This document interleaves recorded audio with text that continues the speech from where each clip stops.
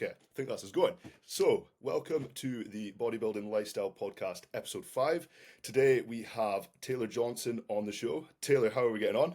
Yeah. I am very bloody good. I feel like it's important that we explain the ongoing palaver that it took to get to this point, brother. We're supposed to jump on 50 minutes ago, and that is us just going live now.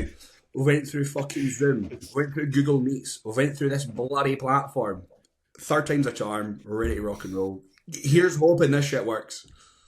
And also, the test run on this app as well didn't work. Like, usually it shows me, like, we'll run a test run to make sure all the audio is working and stuff, and it'll show, like, both screens for each participant. It only came up with my one, so let's hope to God that we can actually see Taylor in this recording right now. So we've kind of just winged it and hope for the best here. Yeah.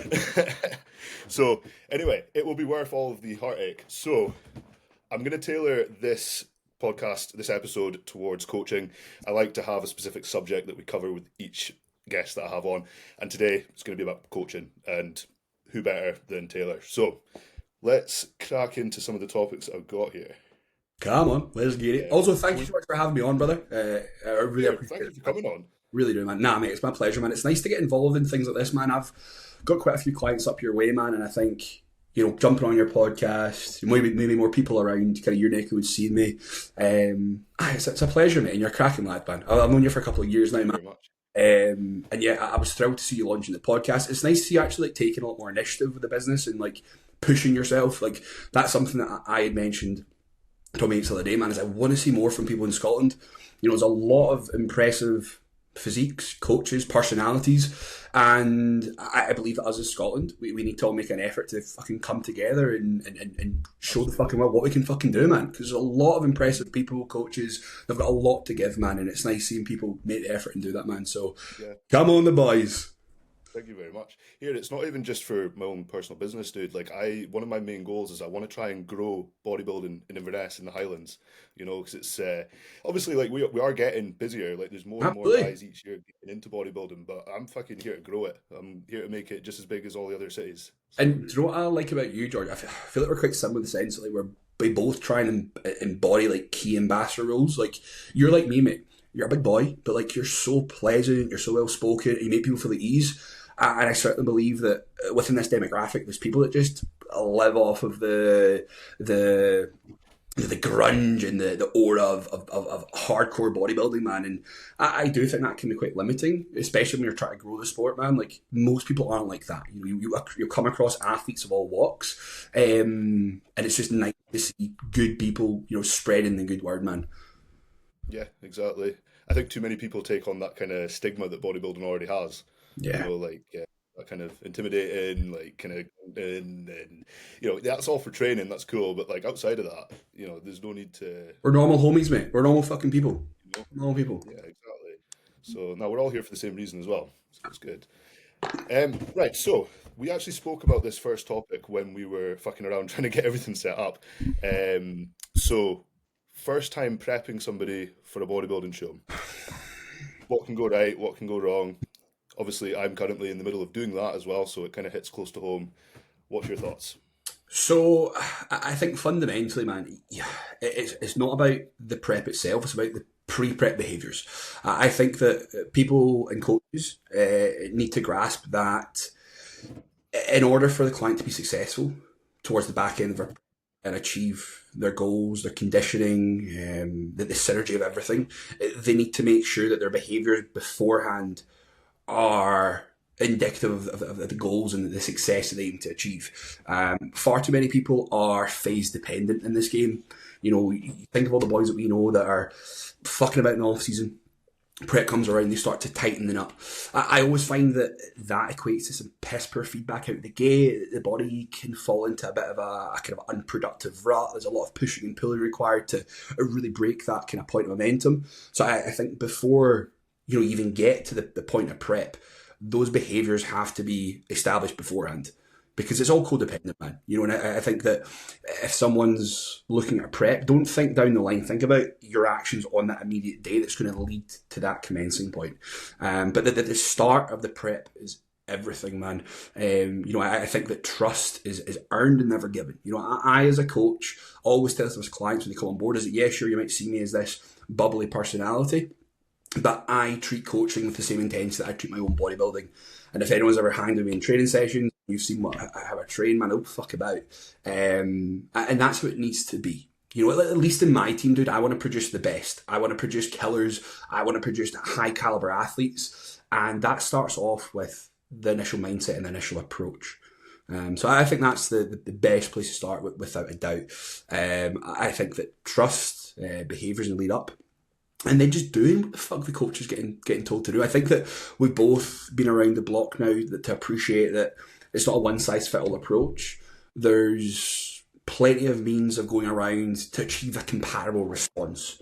You know, you hear about all these coaches doing this, you know, linear load into the shows. You hear about coaches doing back loads, front loads. You hear about, you know, coaches pushing diuretics, harsh water cuts. Inevitably, there's a million ways to skin a cat in that sense. But it's just trying to find out what approach suits that individual. And I think that over time, you'll learn that, you know, no two approaches are going to gel with that person. And I think as well, a lot of people mistake the fluidity of peaks to peaks. You know, oh, I did this in one show and therefore it's going to be the same in the next. You know, like I call bullshit on that, man, because the body wants to move in whatever direction it goes. You need to just be dynamic to what you're seeing.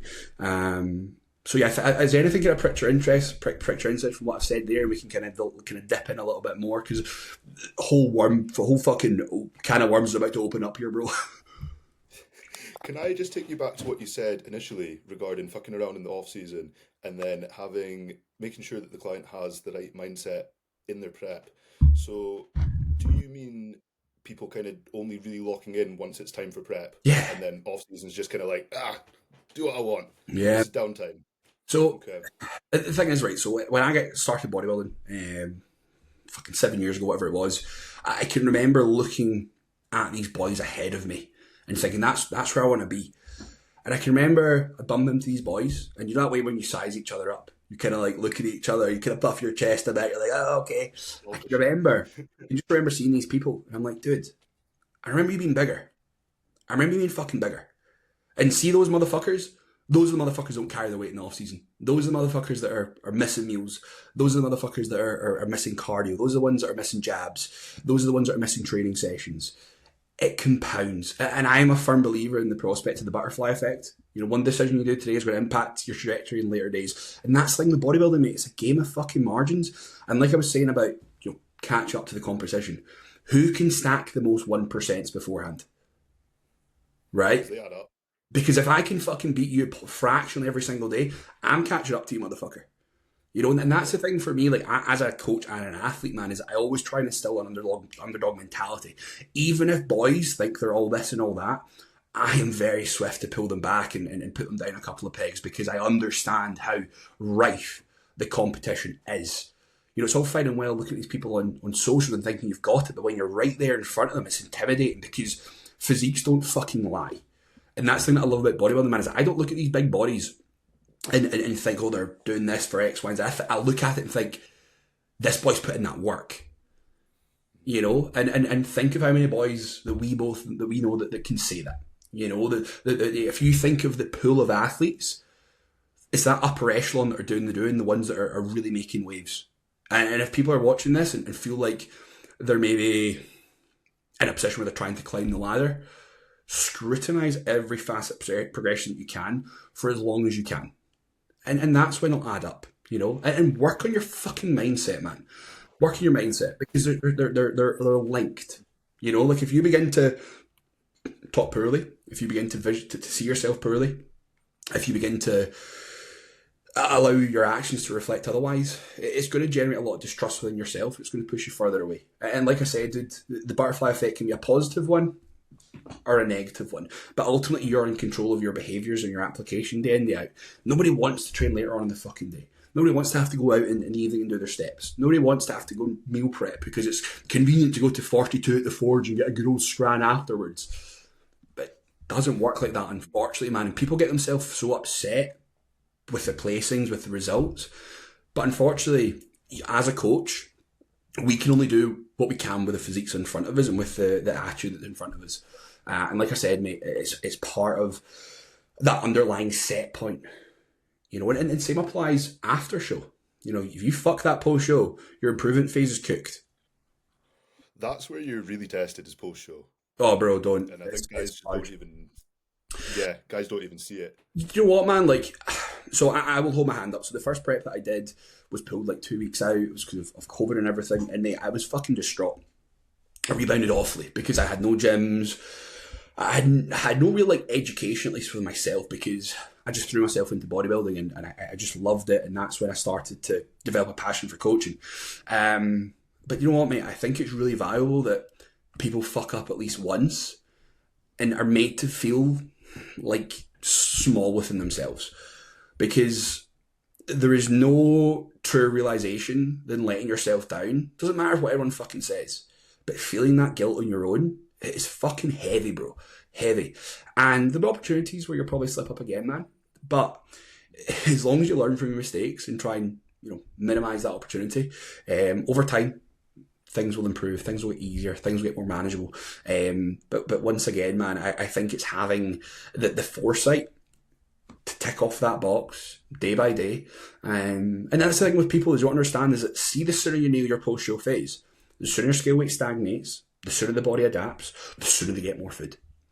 You know, whereas if you're constantly there snibbling on shite, it's going to translate to scale weight. It's going to translate to scale weight movements. You're literally expanding that suck through your actions. So yeah, man, it all adds up, man. And the thing is, I think the way that people handle the mistakes that they've made determines where they end up down the line from there. Like, if you let your mistakes define what you're going to be like going forward, then that's exactly what's going to happen. The thing with me as a coach, right? Like, I've learned to have just like a 3-step process for behaviors like that. So like the first time's always like just a personable conversation, right? Because I don't want to just jump down someone's throat, because especially for their first time prepping, because they've got no idea what to expect, mate. No idea what to expect. So I will always let them make the mistake, and I will let them bring that mistake to me, and I'll let them do it once. So the first time's like a gentle reminder, like, come on, bro. You got to think of the health implications. You got to think of the psychological implications. And then from that point, it's like, okay, Taylor's going to roll his sleeves up. He's going to probably be a little bit more firm. He's going to remind you about your actions, your behaviours, and the outcome. And if it happens again, bro, caskets are getting fucking popped. I'm not afraid to go in, man. I'm not. I'm not. And I always say to my clients is that I am very firm, but I'm very fucking fair, man. And do you know what, man? It'd be so easy for me to just brush it off and say, look, bro, don't worry about it, and just turn a blind eye. But as a coach, I am always scrutinising my clients persistently, and some people don't like it. And that's, those people don't usually stay with me for a while because they used to be mollycoddled and caressed and babied. But life's fucking hard, bro. Life's fucking hard, man. Life is a game of tolerance. What can you tolerate that other people can't before you're successful? Show up when you don't, do the do, and if you can tolerate, you will be successful. I was having a conversation with a client the other day about trying to expand their coaching roster, right? And I went through their Instagram, I went through their stories, I went through the content, and I was like, right, you're complaining to me about insecurity of the job, you're not happy with where you're at, you're complaining to me that you're not getting ample engagement, but you've not done this, and you've not done that, you've not done that. So you got to fucking look yourself in the mirror and realise that this is an actions-led endeavour. You know what I mean? And if you're not honing around the bargain, it'll be reflected. Never once have I ever received a handout for coaching. I've been really lucky to work with some outstanding physiques that have taken my coaching to the next level, because that's the reality, man. I've always said this, is I need the right fucking body in front of me. And as a coach, there'll be a lot of coaches watching this, and they're probably feeling frustrated. Taylor, I can't get these clients. George, I can't get these fucking clients. I'm getting these people that fuck me about. Welcome to coaching, boys. Welcome, because see those clients that are difficult, see those clients that don't adhere, see those clients that don't manage, those are the ones that teach you how to coach. Yeah. Right? Like, congratulations, you can coach someone that is militant. Congratulations, you can coach someone that does everything by the book. But how can you inspire and motivate someone that is not? That's where the real success lies, mate, as a coach. And personally speaking, I like to think that's where I shine, because of the effort I put in the psychology behind the athletes. And that's from my own experience and putting myself in a horrible mental spot and going through the mental arithmetic to strip myself back and build myself up.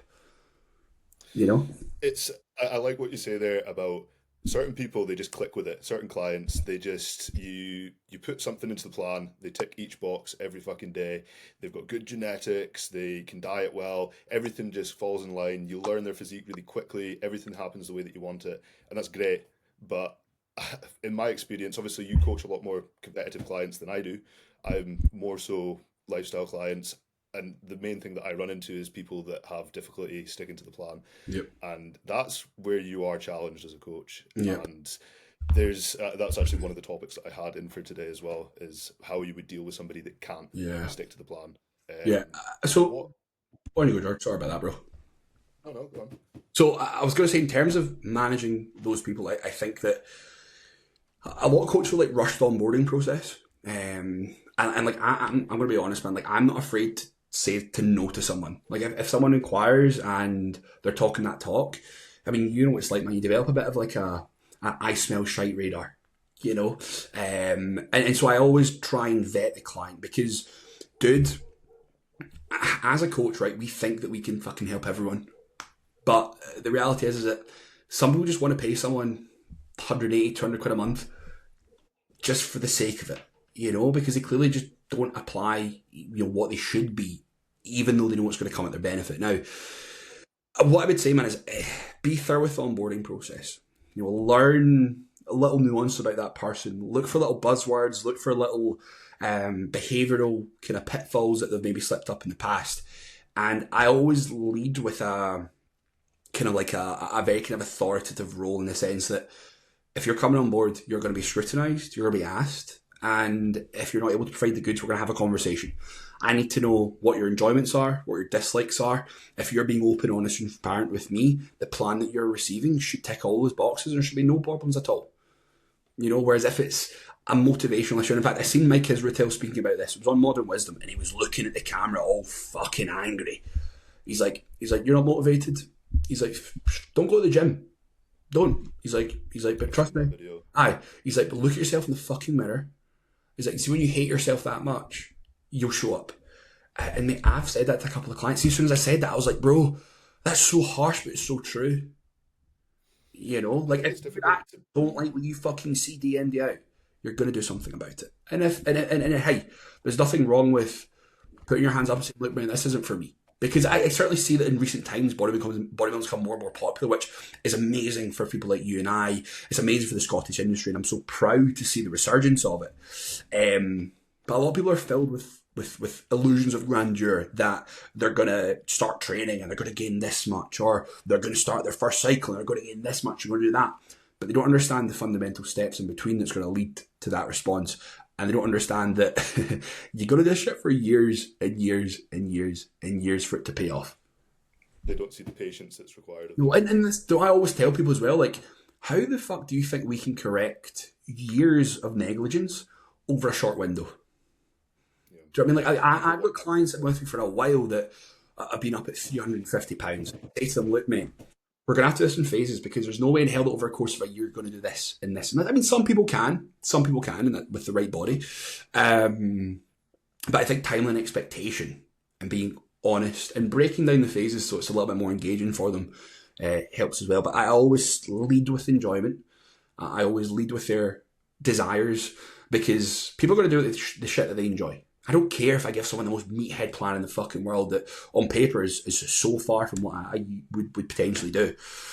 As long as they enjoy it, I'm happy. And hopefully they are as well, and they stick to the plan. But I do think, though, it's their own want system, you know? And you do have to endure a kind of like teething window, you know? Like, think about how great it is when we're locked into routine, man. And think about when life starts to go wrong. You know, you've got family commitments, you know, coaching commitments. You know, it all trickles in, and then there's this kind of damp cloud looming over us. You know, but again, you break that rut, momentum resumes. You know, so you're in this flow state, and it's beautiful, mate. It's a piece of piss, mate. You're unwavered, okay. But when your back's against it, that's when you need to do the corrective measures to, you know, get back to it. And again, mate, like I always say to my clients, like, you can get so little out of me, or you can get the world out of me. All I need is the door to be open, and I will give you that. Yeah, you need to be coachable. 110%, man. 110%, man. And I think some people do make it difficult to coach them. I mean, I appreciate that certain clients, they have issues related to food in terms of their relationship with food. It makes it hard for them to stick on plan. And as a coach, we'll obviously try and break down these barriers as best we can. But at the end of the day, if it's not that somebody's just got a difficult relationship with food and it's just that they're not quite ready to make the change that we're trying to get them to do, you can only lead a horse to water. I think that's a really good point as well about like food behaviours. I was having a conversation with one of my clients the other day, and unfortunately went through a bit of lower back trauma. And dude, I fucking love him. Client Alan Campbell, he's up your way. He's an absolute gent. Shout out to Alan. Bro, he's so lovely. He's the most passionate, kind-hearted soul I've ever met in my fucking life, man. The boy has transformed his physique. And he's going through a bit of a nightmare with his lower back. Now, he was like, Taylor, Manny, can I send you this and this and this? And I was like, look, Alan, I'll look at these rehabilitation movements, but like, I don't know what I'm looking at, bro. You know, I'll be honest. I'll say, look, I am not a rehabilitation expert. You know, I am not a spine expert for sure. So I'm happy to look at it. But if I don't know, I don't want to tell you to do the wrong thing. But please keep me up to date. Please keep me in the loop. I might be able to develop trends based off of the movements that you're doing with regards to rehabilitation that we can maybe push on a little bit harder. But that's a beautiful caveat to people about food, right? Like, as a coach, or as coaches, I feel like a lot of people in the industry think that they can, you know, get through to people with eating disorders, mental health struggles. And sometimes, mate, we can actually push them further away. And I think it's really important to have the maturity to say, look, this is a little bit out of my jurisdiction. And my moral duty is to refer to someone that can help and support. And like I said, mate, see if you get someone that has, you know, previous histories of eating disorders, you know, anorexia, they're frequently purging. Unfortunately, people such as that need a bit more of a specialist approach. And then the age-old question comes around of, oh, I can't afford, or I can't do this, or I can't work with these people. And it's like, well, I'm really sorry, but if you want to progress long-term, there's underlying behaviours that need to be addressed. And as much as I wish that I could take care of, because, mate, there's nothing more fucking gut-wrenching for me than not being able to provide. Like, see for me, bro, see if I've got someone in front of me, there goes my fucking goals. And I mean, even speaking, bro, I've got fucking goosebumps talking about it, because I actively mean that, mate. And it's hard. It's like almost like a kind of nudge to your character. Like, I can't do it. But sometimes it's okay to just put your hand up and say, look, I can't manage this. I don't want to because I care. And I don't want to blow the issue up. But if you can take the time to manage this, when you come back on board, I'll be more equipped. I'll be more prepared. And we'll collaborate and we'll get you to where you need to be. But it's important that if there's anything underlying beforehand, don't try and mask it with a bodybuilding prep. Fuck. It's the last thing you do. You know, I've seen people before get themselves in your horrible states externally, and they think the solve is to throw themselves into a prep. It's like, motherfucker, you dumb, bro. it's going to show one way. Like everything needs to be in line before that. You know, like your mindset, your relationships outside of the gym and training, everything needs to be in a good order before you go into prep. Because I'll tell you what, prep is going to throw everything at you. It's going to put you through the worst struggles. Shit always goes wrong in prep. Like, let's be right. Think logically. Prep's usually over a 20-minute window. Okay. How many times have you went through 4.5 months of your life with like nothing going wrong? Exactly. You're just getting ill. It'll fucking happen, bro. To be fair, so on prep, I don't know what it is, man, but like people never get fucking ill. Or it's like the week before the show. It's like everything's fine, and it's like, here comes the diarrhea. Here comes the flu. It's like, for fuck's sake, bro, I was sound for the past 19 weeks. Why are you doing this to me? And then after prep, bro, you're fucked all the time for months on end, bro. I don't know about you, but like, it's almost like you just don't, you know, you don't need it, and you just keep it away, compete, and then it's like, right, open the floodgates. Yeah, and then people are 4 months after they competed. I've seen it happen. I've seen it happen all the time, bro. I've seen it happen all the time. It's a total pickle, mate. A total pickle. I don't know why that happens. I think it's some sort of kind of like adrenal dump. The body becomes more open. It's almost like there's a synergy of brain to body. Like the body's like, yeah, we're going for this. We're gonna get over the line. And then once the line's passed, it's like, oh, here comes the immunocompromisation. You fucked. yeah. You know what I'm saying? Exactly.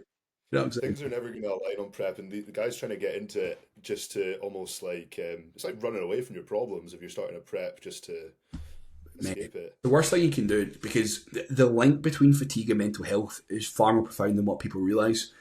Like, my self talk for the most part is good. But when coaching takes over, I'm looking at my schedule. I'm like, oh, I have fucking work. Firing my holes. I'm sending a message. I'm getting two more. I'm sending a message. I'm getting two more. I'm like, how can I fucking do this? But then when I take a step back, when I breathe, I'm like, you know what, man? You fucking got this. You can do this. You can champion. You can overcome. If not me, then who? And it's so important that people learn to recognize the impact of the dig on their self-talk, and they are moderately codependent in that sense. But again, if that self-talk is already shite to start with, where's it going to go? Now, I don't know about you, but I definitely feel like as prep passes, I become a lot more self-aware. I become a little bit more stoic, because you have to accustom to just feeling like ass. It's all fine and well for a couple of days. In fact, I actually find the starter prep's harder for me comparative to the middle, because it's that adjustment window. And I think that's a really good point for a lot of people as well, man, is that see if you fucking do the work, the first 2/3 of prep will be the hardest.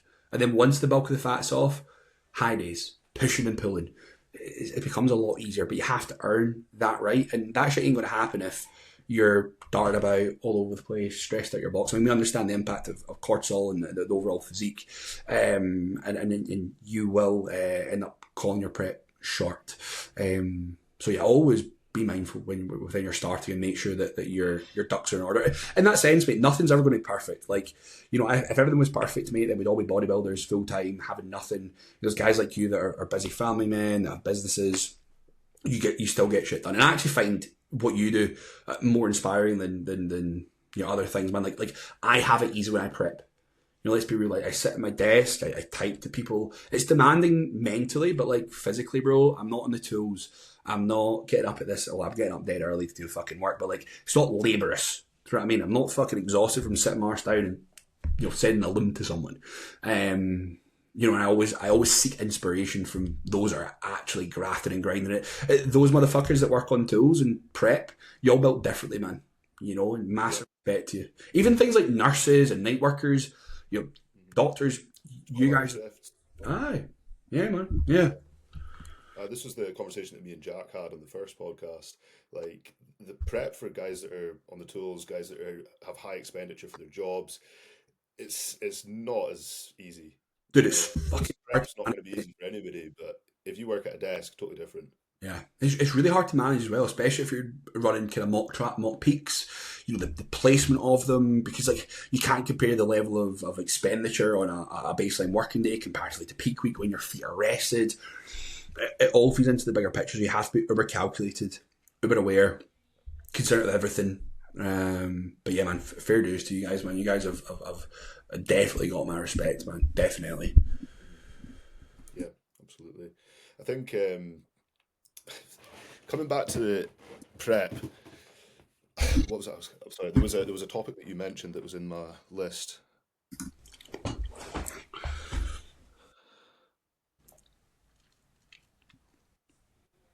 I can't actually remember which one it was now.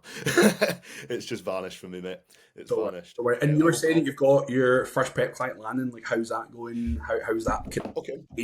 So yeah, we spoke about this a wee bit before we started the podcast. So obviously, I've got Matthew competing at PCA Scotland.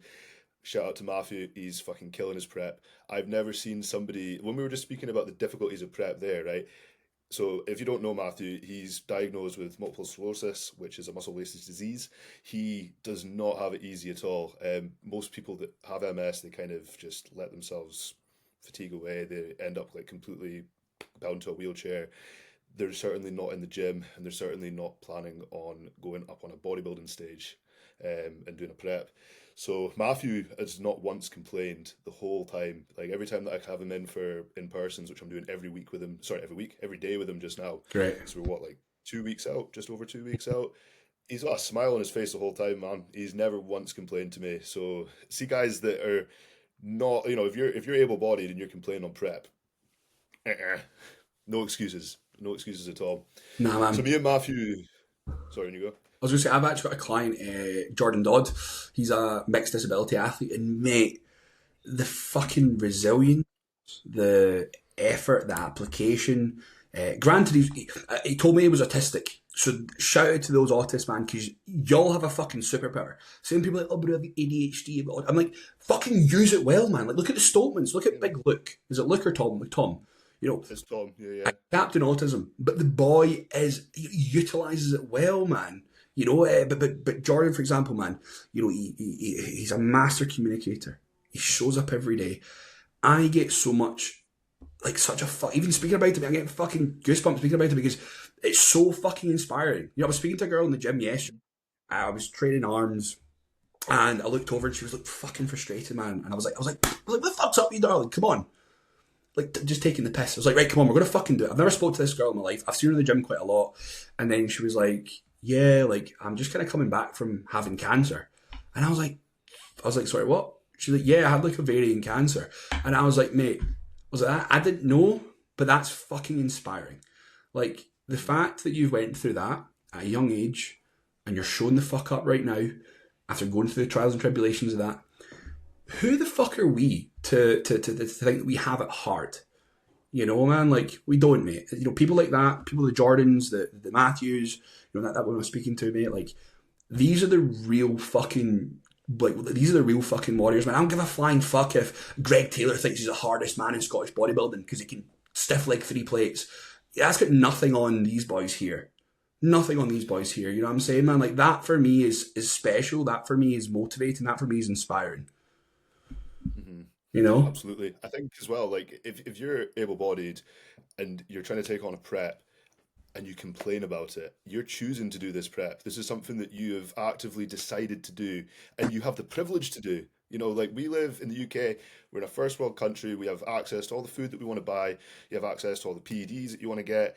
Everything is perfect for you if you want to compete. We have the best coaches, well, we have some of the best coaches in the world, you know, and you're choosing to do this and you're complaining about it. Mm-hmm. You know, I don't want to do the whole like Africa thing, but here, there's kids in Africa that would kill to have meals, man.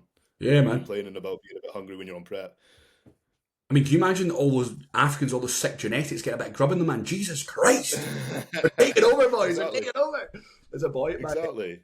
my gym, and he's called it the Unknown Eagle on Instagram. If anyone is listening to this, go on to my followers, go on to Two Taylor follows, type in Unknown Eagle. I think his name's Marvelous. But mate, you should see this guy. He is an absolute freakazoid. A freakazoid. Natural, the bubbliness, the depth of his body. I'm like, come, give me some of that, bro. Give me some of that. We're lucky these boys ain't coming over because they'll fucking smoke us, lads. Come on.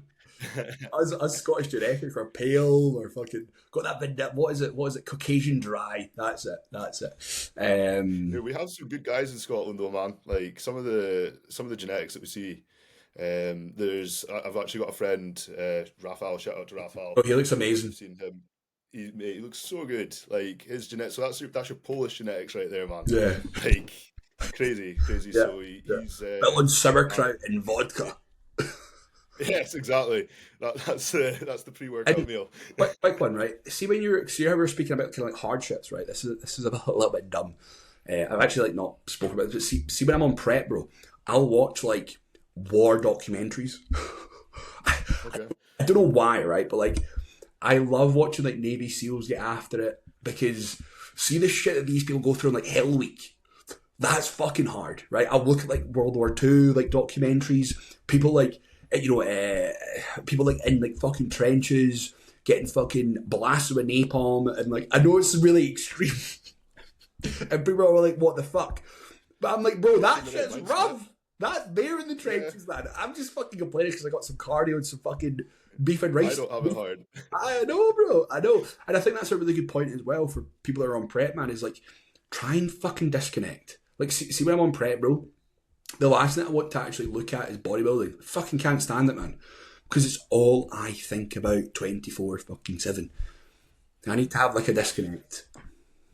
See, you talking about what people watch when they're on prep, right? And this is the worst one, and I've been a victim of it. I've always said, right, see, as a coach, I want to I'll not have my clients make the same mistakes that I've made, especially with preps. So obviously, I've got Matthew stepping on stage shortly. Elliot as well is potentially going to be doing. Well, no, he's definitely wanting to do Granite and PCA next year for the Right. Scottish season. Mark is potentially wanting to do it too.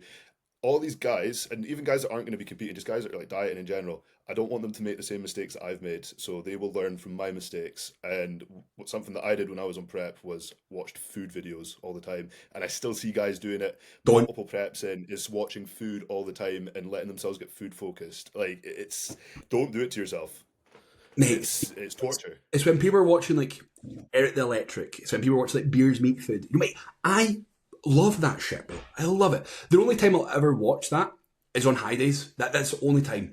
And then what I'll do is I'll unfollow all these channels like Food Network, Beer Meats Food, all this sort of stuff. Get them away, man. Because It comes through on the algorithm now, man. I know they know you're on Yeah, prep, bro. you don't even need to subscribe. You just see it every app that you open up. It's there. It's there. But I think it's the more that you watch it, the more that algorithm will push it at you. Block it. Like I don't have any food stuff on my algorithm now. No. Like I'm not interested in food. I'm not a massive foodie. I like when I'm in the off season, I eat because I know I have to. That's it. Yep. Yep. And on But prep, it totally changed. and say applies to competitors. Stop looking at who you're competing against. Stop. Yeah. Like, why would you do that to yourself, man? In this day and age, like, I mean, I know for a fact that if I was to go and take a picture right here in my office and then go to flex unit and hit a most muscular, I look like an extra fucking 20 pounds heavier there. You know? Don't be mistaken by what you're seeing on socials. You know, like just stick to what you're supposed to be doing. Don't concern yourself with the next man. Concern yourself with yourself. You know, like social media is a good tool because it allows us to engage with other athletes and competitors. And that's what I love about prep is that you end up just like picking up a couple of homies. Like a couple of you guys are in prep at the same time. You guys will gab quite a lot. What you up to, bro? How you doing? Blah, blah, blah, blah, blah. Like I can remember last prep, I'd wake up at 5 a.m, Big Blair about for a walk. I'd fucking phone him. We'd keep each other company. Like every morning, mate, he'd phone me, I'd phone him. Evenings, he'd phone me, I'd phone him. He's like my bro. Even Jack, mate, I'd phone Big Jack Gunn. You know, Jack's one of my closest mates, man. We'll hit each other up. We'll see what the crack is. You know, he bit in his steps, I bit in my steps. Like, it was a nice team effort. And that's the value of the socials. But then there's a flip side when you're being saturated with all these people in shape and you're second guessing your own ability. Because you won't see what's in front of you. Like, we both know how that is, George. You know what I'm saying? Like, you could be inside out peeled and you're still grabbing pockets. Oh, I'm fat here, I'm fat here. And I always say to people, man, see on prep, like, be emotionally invested, but unemotionally reactive to what you're seeing. Mm-hmm. You know what I'm saying? Like, give it your all. Like, have that fucking beautiful buy-in that got you there in the first place. But you need to learn to turn it on and turn it off, especially in stressful times. I mean, like, I can think back to, I mean, every prep I've done, there's been something that's went wrong. Every single fucking time. So, second prep, I remember getting a new vial of Mass P. I'm sure it was probably just like test P. My whole body, mate, swollen 8 pounds up within a couple of days. Other prep there, or third prep, I was using some DHB. I pinned it in my quad, my tricep, and on the other head of my tricep. And then I remember passing a couple of days and was getting inflamed and all muted. And then I woke up 2 days later, man, and my whole body, mate, I wasn't even up. I think I was up about 10 pounds from that because I had 3 bad jabs. And mate, I that was scary for me because I was the best I've ever been, mate. I was ahead of the game, man. And I've never seen anything like it, mate. And it stuck for weeks, bro. It was like a 2-week window. I went quiet on socials. I was speaking to my mates. I was like, bro, this is horrible. I was 3 weeks out, man. I was like, boys, I'm the best I've ever been. And I've had the ground pulled from beneath me.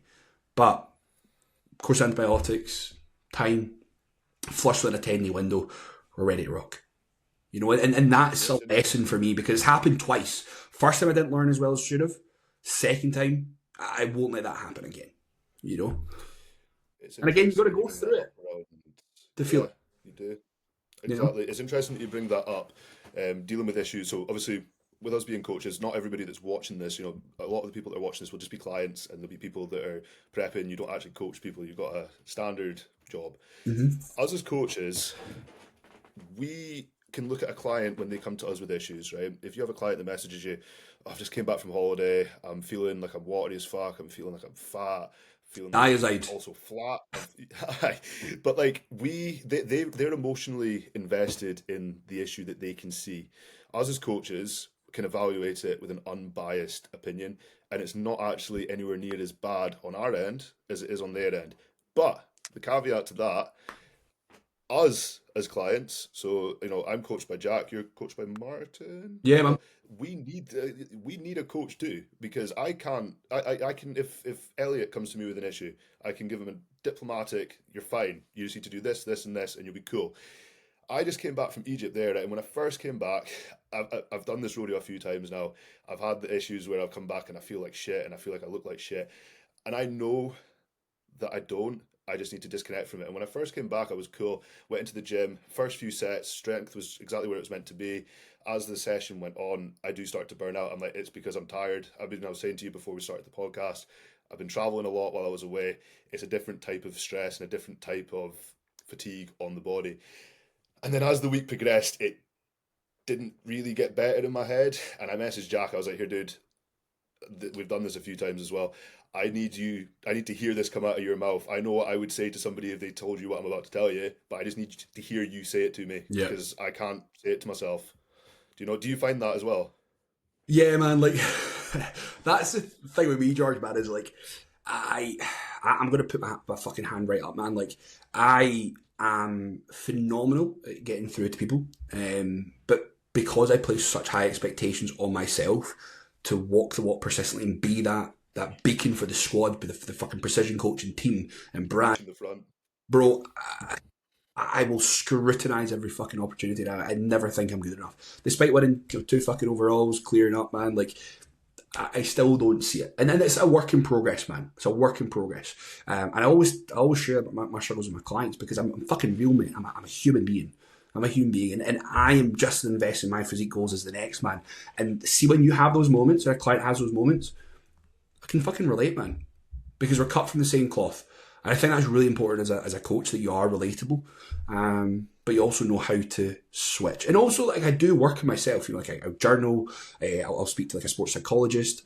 I don't know if Jack spoke to you, but Jack was the boy that got me involved with the sports psychology, man. Shout out to Elliot. He's amazing, amazing, amazing. If anyone is listening and wants something like that, I cannot recommend it enough. You just message me on Instagram. I'll pass you the details. I'm sure George will be able to sort you out as well through speak to Jack.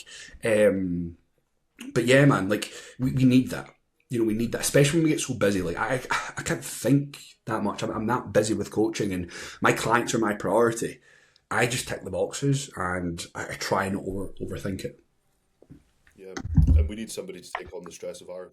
Yeah. How many times have you been asked, "Oh, but are you a coach, bro? You're not coach, Yeah, it's bro." doesn't make sense. Like there's almost like a chain of coaching. Like obviously, like before Jack had his injury, he was coached by Greg. I'm sure Greg's got a coach as well. I'm pretty sure. Like it's not like you're a coach and you know everything and that's it, and you can just self coach yourself. I know some guys do self coach, which I'm not a massive fan of. I will always have a coach. I will always have somebody that's got my reins, and it gives me that chance to be able to have my clients' reins, and I can worry about them instead. 100%, mate. 100%. Especially if you're prepping, whilst having people on prep, it allows you just to think about them. Like, you should not be thinking about yourself. You should just be taking care of business and letting the body elaborate how it wants. And then from there, having someone that can look through the inflammation, the stress, look at the week unbiasedly, it can provide such a fresh perspective. And it's really invigorating for us as well as coaches, especially when we can learn. That's the biggest thing about bodybuilding, and for me, mate, is that I will always invest in myself. Always. I have huge expectations for myself as a coach, and it all comes down to time in the craft, but also the effort you put in to absorb more. I've done exercise mechanics courses, physiology courses, countless consult calls with coaches above me. Like, coaches can do that. And you know what? It's actually really appealing to people seeing coaches put money into themselves. And some coaches will sit and talk shit. Oh, this person's doing this, and this person's done that, and this person's got this coaching. He's snaked my client. Nah, bro, you've just not been carrying your end of the bargain, and there's someone out there that's doing better than you and provides a better service than you. suck a dick. If it meant that much to you, you put the work in. Yeah. I mean, we all know better coaches. We all know them. You know, and You have to be willing to learn. 100%, mate. It's such such an ever evolving industry as well. You know, man. So I've been like not doing like online coaching, but like I was PTing before that, right? And I want to say that that's been for what the last like I think I got that in 2019. I got my qualification for personal training, right? And see, for like the best part of that time, up until I want to say like 2 years ago, I never had a coach. I had a totally different mindset to what I have now. I thought that I knew fucking everything, right? And you know when I made the most progress, like for myself with my own training, was in these last 2 years since I signed up with Jack, and I opened my mind up to trying to learn more and not accepting that I know everything. Because here, we're never going to know everything.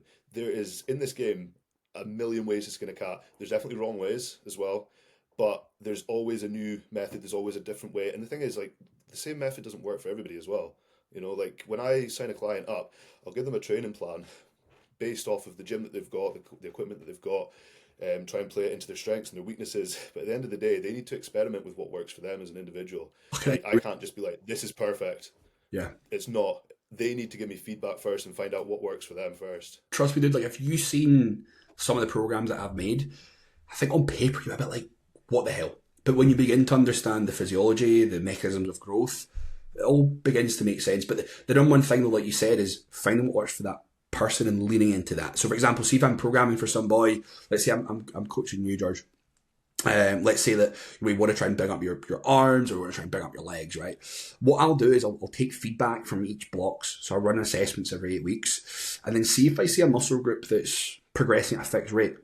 I don't need to reinvent the wheel there. I'll actually carry that model across into the next block because it was so productive. Because I don't know about you, man, but like my training hasn't really changed over the years that much in terms of the split, the rotation, the volume. I think I can tolerate more volume depending on the phase. But like I do the same movements. I've done the same movements for years, right? Because it gets on well with me. I know things that I can't do. And that's another really important thing, man, is that like as a client, you know, you don't need to fucking change things, man. You don't, man. I'll give a client a new program if they want and if they ask, but like I have no harm running a block for 20, 30, 40, 50 weeks if need be. You know, as long as we're getting the response we want. And that's what I'm saying is I'll carry that feedback across and I'll implement that set structure into specific sessions, and then I'll rejig the ones that need more work. You know, can I pull the volume here and free up a little bit of work for there? Can I maybe do this? What about frequency? How does that work? Okay, I'm seeing additional inflammation this week. And I always find as well, see if you're seeing like a specific muscle group pop more than another, I like to think that's a precursor to the oncoming growth that's happening. You know? So if I... Have you... Sorry, on you go. I was going to say, so for example, if I do see that fullness creep in, I know that I've got to stick with it.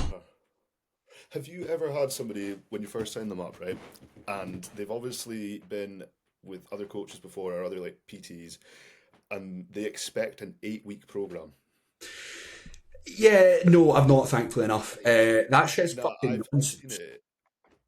I've seen it so many times, dude. Like, and it's as if people think that their training needs to change every 8 weeks because they've had that instilled from other coaches. Here, and it's like, why the fuck would we change it every 8 weeks? I'm not a big fan of setting like timelines for anything. Like, so you can ask anybody, any of my clients. I'm not a fan of timelines unless it's like, oh, we need to compete. We're competing at this show, or like I've booked a photo shoot for this date. That's cool, but I won't lock people into a certain time frame because I believe in being responsive to where they're sitting at the time, and how their feedback is, and what their body's looking like. Yep. An 8-week training program, why are we going to change the program every 8 weeks? If a movement's working well for you, we're going to keep doing it. We're not going to fix things that aren't. Here you go, bro. I've changed the rep ranges.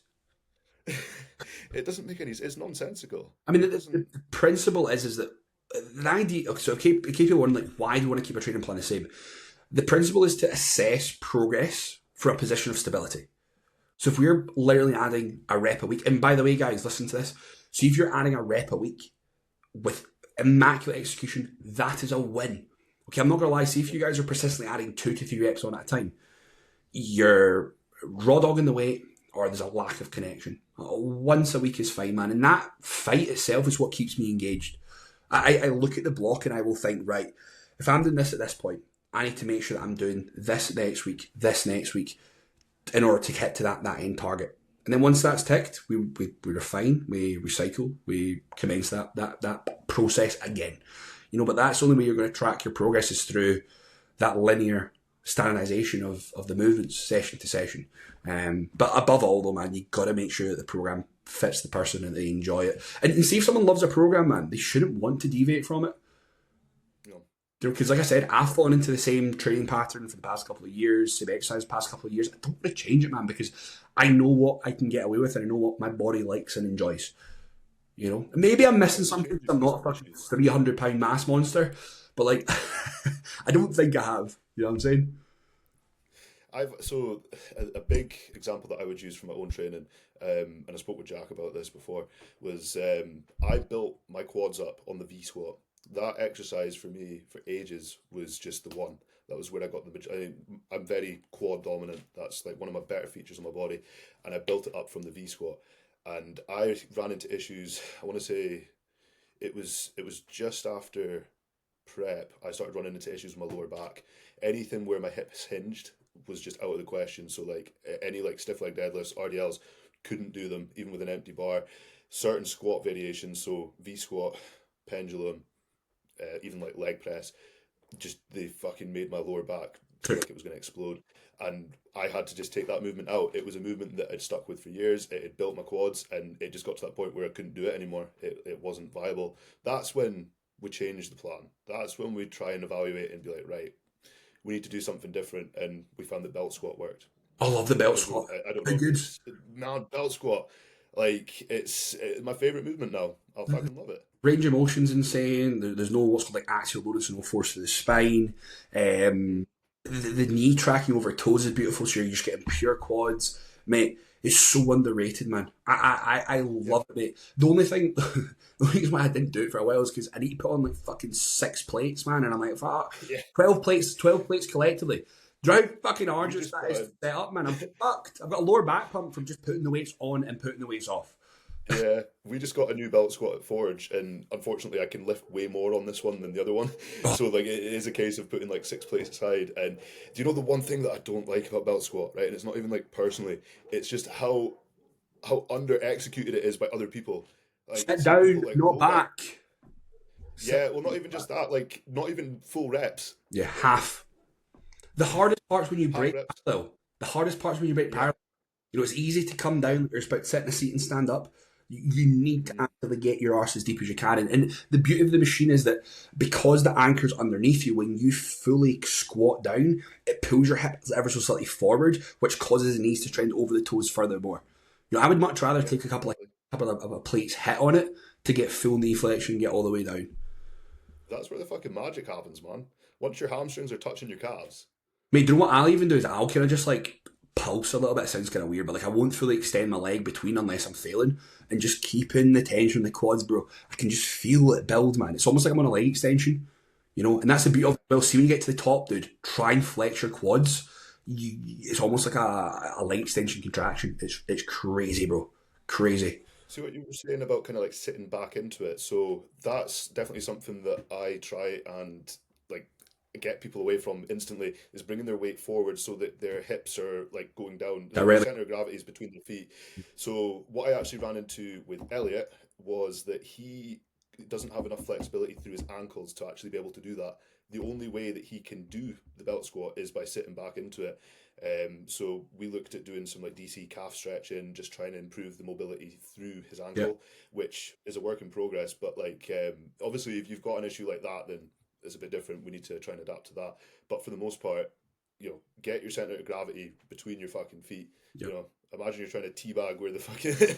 And the thing is, man, it's when people are like, oh, I can't get that depth. So people need to realize that a way of dipping into passive ranges and causing them must be more pliable is going through a full range of motion, like spending time in the stretch. You know, like I will sometimes program like pauses in the stretch, particularly for like warm ups to open up the hips, things like duck walks, you know, just to open up the hip cage, and it's just these little things that will go a long way. You know, and sometimes with movement, and sometimes as well, like sometimes like exercises don't happen and click immediately, and you have to refine.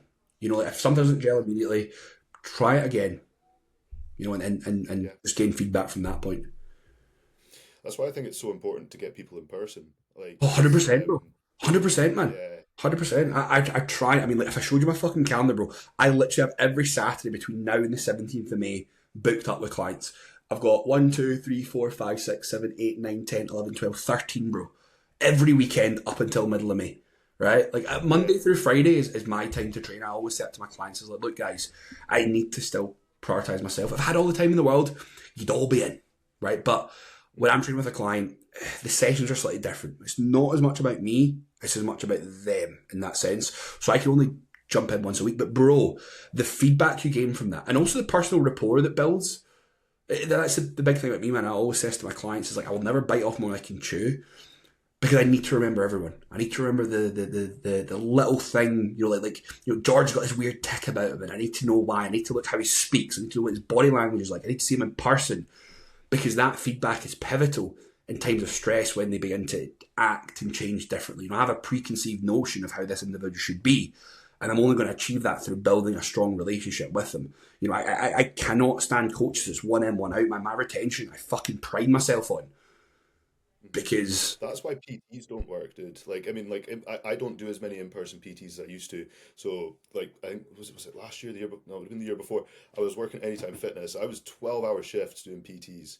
Right? And I resented it, man. I fucking resented it. So when I moved over to starting coaching at the Forge, I cut it down to just no more than 5 PT sessions a day. That's it.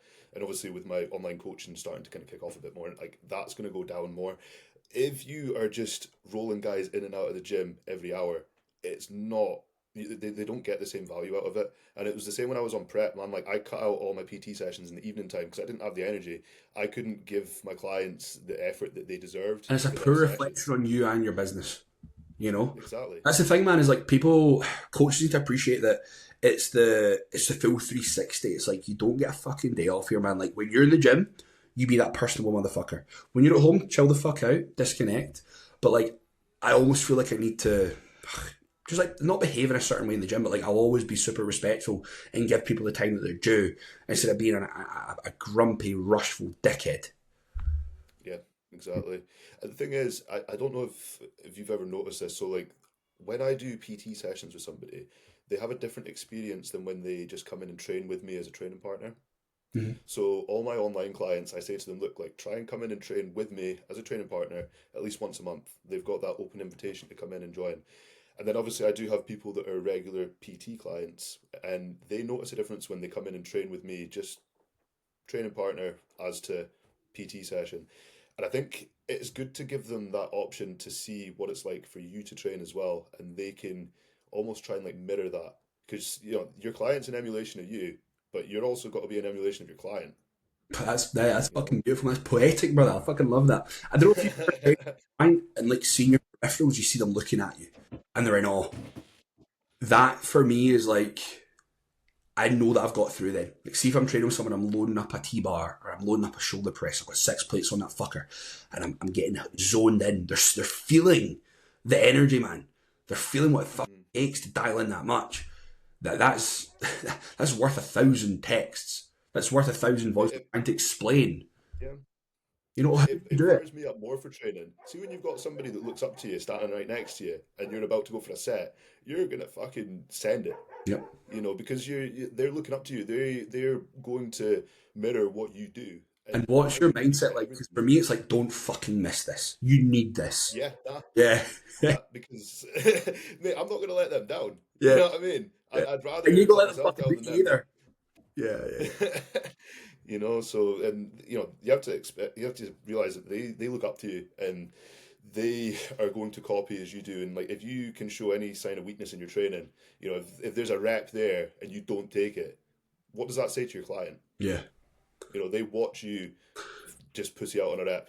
I think once again, man, it comes down to just walking the walk as a coach. I said it to one of my Yeah. mates earlier. I was like, look, you're a coach, and I'm blessed now that I coach a lot of coaches in Scotland, which is amazing. But I'm even harder on them because Hmm. if I can show up every single day when I've got double, triple the client load that they've got, why the fuck can you not, motherfucker? You know Hmm. what I'm saying? Like, and that's kind of why, like, I can't wait to prep. I mean, I'm fucking terrified of prepping again, but I'm not gonna lie, man, because I know what it takes. Like George, you've seen me compete before. You know that condition for me is my strong point. I will come in peeled. it's hard. But personally, I'm looking forward to the challenge of, can Taylor juggle this client load, show up every fucking day with a smile on his face and provide the same quality service? And I know it's quite intimidating for me, but if I can do that, no one can say shit. Because as far as I'm concerned, I am covering every single base, be that with my bodybuilding and business, and try and take care of my beautiful fiance and the family that we have. Well, not family, I got a dog, bro, but he's my baby, my baby. And if I Shout out to can the do dog. that, if I can do that from someone that was, lazy growing up, didn't have any ambition growing up, bro, y'all can do it. Mhm. You know, Exactly. I'm kind of like that as well. Like, I mean, I juggle. We've got 4 kids here, dude. that's mad. By the way, you couple of Yeah. shaggers. Come on, It's 4 kids, there's bro. no TV in our house, Oh man. mate, have you got the snip yet, man? What's that? You got the snip yet, No, I'm scared, man. bro? It's she like, she she's got contraception, so it's oh, all good. that's not There's bad, there's then.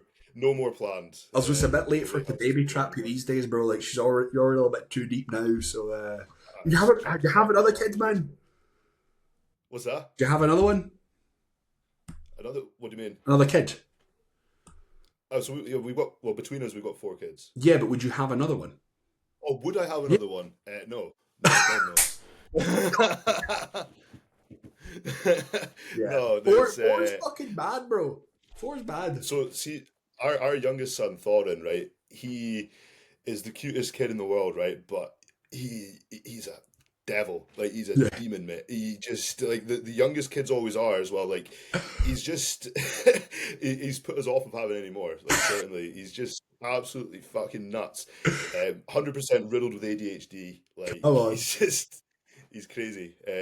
So yeah, it's That was it. did That you was want to like, have as soon kids, as or the you? devil child came out, you're like, I'm done. You're getting on the That's fucking it, mate. plan. That's it. Have you considered having kids, or what's your Do you know thoughts? what, mate? I think I think it'll be soon, mate. Well, not this year, but maybe next year, man. Because Joanna and I are getting married this year, man, which is exciting. Nice one, So congratulations. that's next in the step, man. Like, I'm at a point now where I'm trying to like think of the bigger picture, bro. Do you know what I mean? Like, I want to keep pushing the bodybuilding. I want to keep pushing the business. I want to keep pushing the brand. I want to make sure that everything's taken care of, man. I want to make sure that I am an ambassador for this sport and I'm doing my family fucking proud. Like, I can remember watching Chris Wilkinson podcast with Chris Bumstead. He speaks about the champion mentality. And, like, bro, that is like everything to me, man. Like, he talks about being a fantastic athlete and resilient, but also having that personable switch. And I want that. And it's hard on prep because you can go one way or the other very easily. You can go all introverted and focus on the task at hand. Well, yeah, it's usually most people just go like all in introvert. But like, the last prep taught me the ability to be both, because you can do both. You just gotta know when to turn it on. Yeah, I think when I was on prep, man, like, I definitely want to handle my relationships differently, like both with my wife Simone and also my friends too, because I close myself off, dude. Yeah. Like, and it's hard. Like, I think your first prep, you are going to experience that, but I think it's important to learn from that as well. Like, I lost friends when I was on prep, man. Like, Sorry, bro. if people don't understand what you're doing, there's only so much that you can say. Like, look, I'm dieting, I can't go out drinking with you. Yeah. And if you've got that sort of person, if you are truly invested into bodybuilding, then they're not the sort of person that you want to take with you on that. But your real friends they'll understand what you're doing, and they'll still be there at the end, no matter how much of a cunt you were when you were on prep. Yeah, man. Yeah, those are the real homies, man. And if you're losing friends through things like that, then they ain't your friends, man. Nah, nah, certainly not. The real people stay right through to the end, and you can apologise to them afterwards. You certainly will have to. Yeah, man. Yeah. So it's no. I took the missus out for food and that a couple of times afterwards, just to be like, look, like, You need I need to you get need these to, right bro. back. Yeah, you need to. How was it like interacting with the kids? Was it manageable, or was it a It's bit like, hard, man. Like, our house is, I mean, you can imagine, like, we've got 4 kids, like, our house is manic. I can imagine that people have, through the course of this podcast, heard my kids screaming at some point and dogs barking outside. Like, our house is chaos. So it's very difficult. It's a challenge, and I don't think you'd be able to do it if you didn't have a supportive partner to help you along the way. I think Simone definitely picked up a lot of the slack that I left while I was on prep, which when I compete next year, I intend for that not to be the case, Yeah. but we will see. I think we're more I'll aware, try. bro. I can only try my hardest, you know. Yeah, absolutely, man. Even just having like a family scheduling tool, like a tick box, like motherfucker, George, you're on this and this and this and this and this. And it's just a means of Mhm. contributing, giving back. I know for a fact that if your missus looks at you one day and you're done in, she'll give you that fucking nod and she'll take care of you. Because there's that mutual understanding that you'll take care of her if she take care of you for the little bit, man. And that's a really good point, man. It's just make sure your other half is bought in. The amount of times that it's so frustrating for me when I've got a client and their other half is so against it, man. It's like, why the fuck are you trying to detract someone from something positive? Like, why are you so insecure in your own self that you're impacting the behavior of the partner and someone that you love? You're actively holding them back through this behavior. And I don't have a filter for that, dude. Like, I'm not exactly going to say, dump that bitch, dump that guy. I would never do It that. comes from But jealousy, man. you If can't. they've not got any ambition and you're doing something that takes all the ambition in the world, they resent that. Yeah. Like I you agree, need a man. partner Like you that's said it. just as ambitious as you know. Yep. Yeah, I mean, Joanna's on prep just now, man, and like, she's a dog, mate. She gets shit done. You know, she's not dog's probably the wrong word, man. She's I was gonna say she's a cat, cougar. She's the old, like she's savage, We know mate. the word you're looking for. Yeah, man, yeah, yeah. But like it's an example of Joanna getting it done, you know, and that inspires me as well. I think if you've got a partner that also competes as well, would you say that that makes it a bit easier because you both understand each other? Yeah, man. I Like, mean, like somebody that's never competed before, they don't understand what it's like to prep. nah, nah. Um, I think that that's you'll know. You look at her, and I'm like, right, she's done in. Just give her a bit of pace, yeah, give her a bit of space. Like sometimes we just want to be around each other and not converse, and that's good enough for me, bro. yeah. You know, and I'm really Have comfortable you doing that. have you guys ever prepped together at the same time? So we did back in 2001, but that was when I was working with 2001, 2021, and that's when I was working with Cuba. And I was like, Okay. working with Cuba was good for me because he really reinforced discipline and action and timekeeping, but he made me like very like inhumane and cold. You know, like I Okay. was a robot. And I Robotic. don't think Joanna appreciated that because Joanna's a very expressive person and I'm really not. I'm just gonna get shit done and shut the fuck up and suffer in silence. And that made Joanna feel a little bit like, what the fuck's going on here? And so I made a vow to never behave like that again. And bro, prep's easier when you're not like that. Prep's easier when Yeah. you're loving and caring and all that sort of stuff, you know? Um so yeah, You man. need to emulate the same sort of energy that you want to feel. 100%, mate. 100%, man. And energy breeds energy. Like, this is going to sound kind of stupid, man. I can remember in prep, like, putting headphones on. There's like a playlist called, like, Shrek is Life, right? It's like the Shrek playlist. And, bro, I put my headphones on in the morning, go for a walk. 5 a.m. a bit, and, bro, I'm fucking singing and walking, lad. I'm singing and walking. I'm trying to just, like, find something as, like, an anchor to, like, you know, like, fill me with life. I know some people listen thinking, this guy fucking sings and walks. I don't care, man. Like, I'm not public like some fucking weirdo. But like Fuck what anybody else anything, thinks, man. anything to try and fabricate some form of artificial energy, you gotta do it, man. You know, I hadn't had a wank in like 18 weeks, bro. You know, I ain't getting no fucking joy from anything. You know, I gotta find, I gotta try and do something. It's not just going to present itself to you, man. Like You gotta look for it, man. you've got to, yeah, exactly. When you're on prep, like you can either accept that it's hard or you can fight it. And if you fight it, that's exactly what you're going to do: is fight it the whole way, and you won't win. 100%, 100%. You know, it's one of those ones where you just got to bite the pillow and get on with it. Yeah, I'm going in raw, bro. I'm going in raw, dog. Exactly. Okay, so we're an hour and 10 minutes. So what I'd like to do is just make sure that we've went over all of the topics that I'd had written down. Perfect.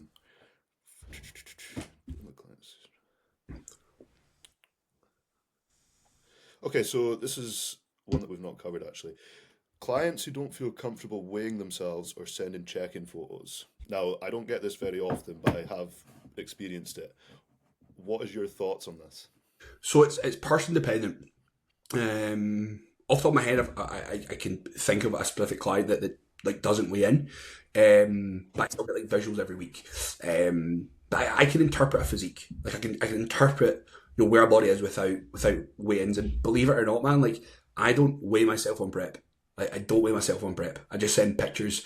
I just my body's very unique in the sense that I drop weight pretty quick, but then I hold for like 7-8 weeks on end, mate. And that like pocket for me, yeah, the look collaborates every single week, man. It's a blessing in disguise because you're growing and shrinking at the same time. You're expanding the context of muscularity and improving the context of conditioning. So it's a really, really beautiful thing. But it's a little bit of a mindfuck. So I think that like it needs to be, it definitely needs to just be pictures, man. Like scale weight means fuck all to me, bro. Scale weight means nothing to me, man. Like I can prep someone and coach someone for a whole off season, a whole diet, a whole prep, whole photo shoot prep without needing scales. Even when it comes to the kind of carb I up. think if you were to have one or the other, you would 100% pick the photos. But for somebody that's not comfortable sending photos, so I'm thinking like lassies in particular, like that's what I've kind of had that. And It's if you don't want to send a progress photo, I am not going to pressure anybody to send photos if you're not comfortable sending it. I think it's I probably a case. I will kind of say to you like I can definitely coach you better if I can, but I think at that point it's hopefully a case of having in-person touch points and just looking at how the clothes is fitting them, how they feel within themselves, how's the kind of like how's your shirt sitting, how's your jeans sitting, how your pants sitting. It's things like that you kind of need to look for. But the thing is though, man, is that the body can shift and change so much. Like I've seen women like, look like they've dropped a dress size, but not drop a dress size. In fact, I've seen women look like they've dropped a dress size, but they've gained a dress size. It's difficult, man. It's difficult. I think that just going at the pace that they're happy with is the main thing, and trying to just get it out them because they want to feel comfortable themselves before they feel comfortable exposing themselves to you, right? yeah, You know what I'm saying? So, like, I think that just trying to foster a comfy atmosphere, a supportive atmosphere, and just trying to get them to come out on their accord. Even if it's just them once a week taking a picture in the mirror with their clothes on, and then maybe one day instead of wearing shorts, they're wearing, I don't know, it's just like a little form of progression within that. yeah. That's probably how I would look to into it. But it is a hard one, man, and you should never actively force someone to send anything. It needs to be what they feel comfortable with, Exactly. I mean that creates a bad relationship, a bad 100%, man. Like, and that's the thing again, man, it's just make an open and comfortable space and they will come. Yeah, and I think especially between like female to male coach, like so if you've got a female client, you have to appreciate like they might not feel as comfortable with certain things with you as a male as they would if they had a female coach. 100%. Even like speaking about like like obviously females are not just small males, and like one that I find quite challenging to navigate sometimes is like speaking about their menstrual cycle because obviously that affects how you're going to coach Everything. them from a Yeah, weekly man. basis through the month, and it's definitely more challenging for them to have these conversations. For some like women, some are just really open and they happily talk about whatever, Yep. and if that's you, then cool. But some of them do really struggle, man, Yeah. and it's just trying to navigate these conversations with them. 100%. 100%. Again, just be safe, be personable, or generate a safe space and just be personable, man. And people should hopefully feel comfortable enough to do so. Just make sure that you're trying to build a deeper rapport so they do feel as comfortable as what they can. And then over time, I like to think that if you build that trust, there'll be loyalty long term, and eventually you might be able to start, breaking down barriers. Absolutely. Yeah, that's some good advice. Okay, I'll go on to what other topics have I got?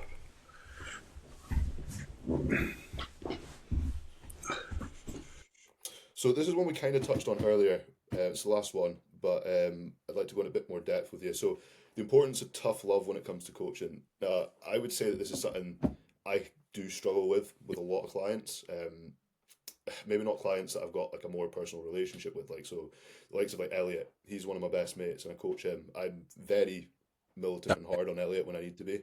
But see, for people that are more like lifestyle clients and they're already quite nervous and they kind of struggle with communication stuff like that, it's difficult to give them tough love. What what's your 2 cents on that? So it's going to be person dependent. I think I'm at a point now where I can interpret an individual, I can interpret a situation, and at that point I know how to navigate. So I know some boys that might look scary, intense, intimidating, but if I crank up the heat and speak to them more militantly, the response isn't what I want. If anything, it can generate further distrust. So I think that it's about knowing who the client is and speaking to them. And like I said to you, George, I think that's probably one of my biggest attributes, is being able to interpret the person and allocate what they need. At the same time, though, I do think some people that are a little bit soft need to have the odd hard word to make it fucking real. Because sometimes people just get a little bit lost in the clouds and they think that they can get too comfortable.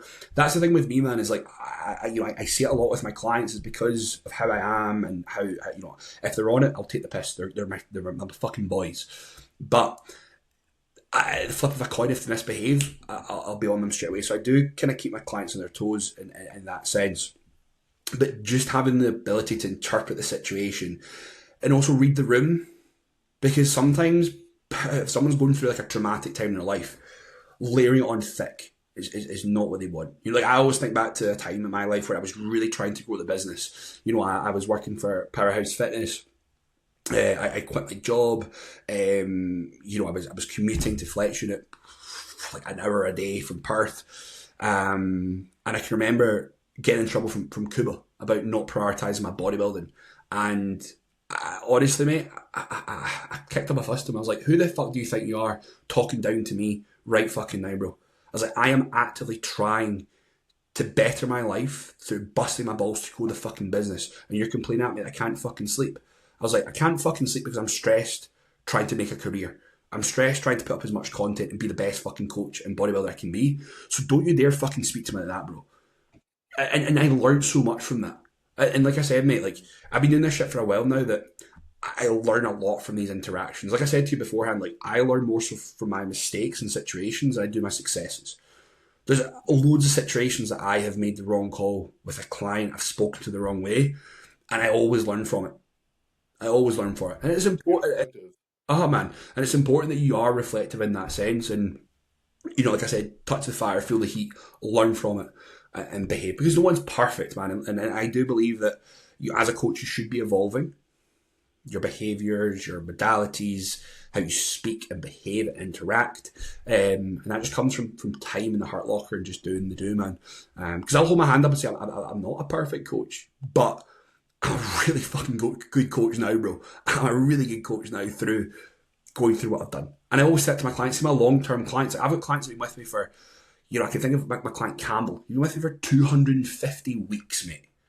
250 fucking weeks, man. He's one of my homies. He's one of my mates. I actually played a lot of rugby with him at school. I never in a million years thought that this would have lasted this long, but I know for him, he's right with me for a fucking life. He said that. He enjoys the interaction. He enjoys the weekly hustle that we have.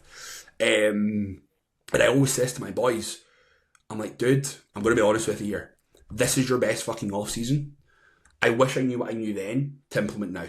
He's like, and they're always very understanding. Like, you know what, Taylor, man? You've given me everything you could at that fucking time. And I can see that and I respect that.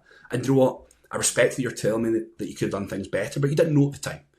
And this has put me in this position now where I've got such a good eye. I can read the room. I can see the trajectory of the physique.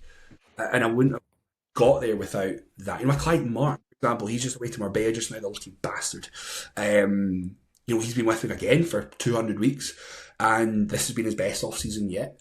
And I said to him, I was like, look, bro, I'm so proud of you, and I just want to know that I'm forever in your debt for sticking with me, because I know we progressed then, but this is an extra gear up, and we've cracked the code. He'll see you in the same way, though. He'll be forever grateful for what you've done for him too. It goes both ways, and that's the beautiful thing about the relationship that you have with your clients. And I look at myself like being coached by Jack. Like, I can't thank Jack enough for what he's managed to achieve from me, as a client. And like, I look at my clients the exact same way. You definitely see each other in that same light, and it's amazing. That's what I love about coaching, man. That's what I'm saying, man. Like, I don't aim to have this enormous squad. I've got a really big pool of athletes, but they've all stuck with me because of how I am and how I make them feel and what we do together. And that for me, like, I don't give a flying fuck about having mad high turnover. I can think of so many coaches, bro, that every month they're getting 30 new starts and 30 losses, and that's shit. That's not coaching, bro. You're running a meal deal service. Yeah, it's just a conveyor belt of clients. Yeah, and that speaks volumes about the service that they deliver. If you've got such a poor turnover, you're not doing something right. I don't know if you've ever had somebody come away from like perhaps like a big YouTuber that was coaching them, right? I've had that before, I've had that, yeah. and they were waiting 2 weeks for a reply. I know. Like I won't name the YouTuber, but like yeah, it's like you shouldn't be waiting 2 weeks for a reply, man. Like you should get a reply the same day that you fucking send your check Dude, in. these are the boys that are on like that are paying for like automated responses. They've got some like Yeah. wee Thai boy who's like 7. He's just like sawadika bosh. Hmm. You know what I mean? It's like it's poor. Like I've had that, man. I've had a lot of people come to me from like top level coaches, like the best in the fucking business, build 400 quid a month, and they come to me and they're like, "What the fuck?" And I'm like, "Dude, you're just a number, mate. These motherfuckers don't care. You know, they will They're get." focused on the guys that they've got going to the Yeah. Olympia or whatever. And guess what, Yeah, ladies and it's gentlemen? ridiculous. Coaching's all the fucking same. It's all Yeah, comparable diets, comparable training. It all works. It's just about the initial buy-in from that client and like I said, that trust, in my opinion. yeah, absolutely. Happy days, bro. But yeah, so that is us, an hour and 20 minutes. That was actually a fucking fantastic podcast, Taylor. I'm really like I'm delighted to have had you on. I actually watched your most recent podcast that you have with Calvin, and you guys bounce off each other so well. Like, so I felt like I had a lot to live up to with this. Oh, mate, it was a pleasure. A pleasure, man. I really Honestly, appreciate it. yeah. And this was the first time that I didn't actually have to deviate to topics that often. It just fucking free flowed, dude. That's the benefit of chatting my gob shit, bro. Just flows, Yeah. flows. Organic. I Yeah. I just want to say thank you to everyone, though, man. Like, if people are following me, check me out on Instagram, Taylor James Johnson. My YouTube is the same, Taylor James Johnson. I'm sponsored by Pit Stop, code Taylor10 there. Check out the Scottish Bodybuilding podcast with Calvin and I. And yeah, thank you so much, mate. I really appreciate the time. I'm glad that we got this done. Please upload. Please upload. Oh man, I know. So before I finish, I just want to say, so we ran test runs. I can't remember if I said this at the start or not, but the test run only showed my screen. So I hope to God that this has picked up Taylor, or else we're fucked. If not, bro, we'll get another So one. We'll get another one. thank you. I appreciate that.